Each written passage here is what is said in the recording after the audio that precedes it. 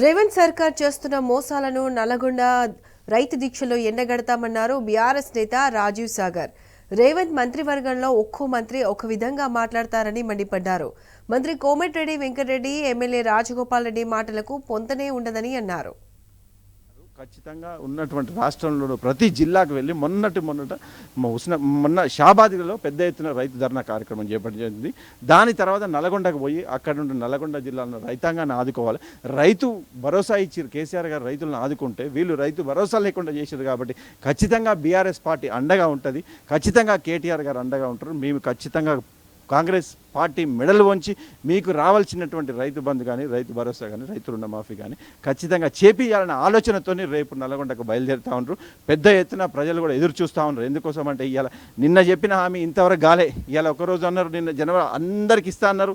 ఇవాళ ఒక మండలంలో ఒక గ్రామానికి అన్నారు. ఆ గ్రామంలో ప్రజలు మీరు చూసుకుంటారు, అందరూ మొబైల్ ఫోన్లు చెక్ చేసుకుంటారు. ఒకని పడ్డది ఇంకొకని పడతలే. ఇలాంటి గందరగోళం తీసుకొని ఇలా దీన్ని ఇంకా 3 నెలలకు తీసుకుపోతారా, ఇంకా 6 నెలలకు తీసుకుపోతారా, ఇంకా 3 సంవత్సరాలకు తీసుకుపోతారా తెలియదు. కానీ మేము ఇచ్చినామని చెప్పుకుంటే ఇవాళ పేపర్లో పెద్ద పెద్ద ప్రకటనలు. ఇవాళ దావోస్కు పోయిండు. ఇవాళ వాళ్ళు ఇక్కడికి వచ్చేసరికి 1,78,000 కోట్ల రూపాయలు తీసుకొచ్చినట్టు. ఆల్రెడీ 60,000 కోట్ల రూపాయలు అమెజాన్కు మనం తీసుకొచ్చిన దానికి ఎక్స్టెన్షన్ ప్రాజెక్ట్.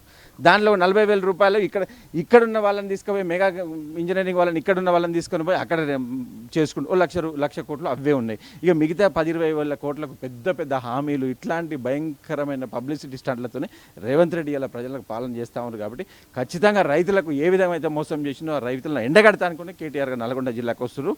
ఖచ్చితంగా రావాల్సిన కూడా ఖచ్చితంగా బీఆర్ఎస్ పార్టీ రైతులకు అండగా ఉంటుంది. అండగా ఉంటే రావాల్సిన రైతు రుణమాఫీ ఏది చివరి రైతుకు వచ్చేంత వరకు కూడా బీఆర్ఎస్ పార్టీ కొట్లాడుతుంది.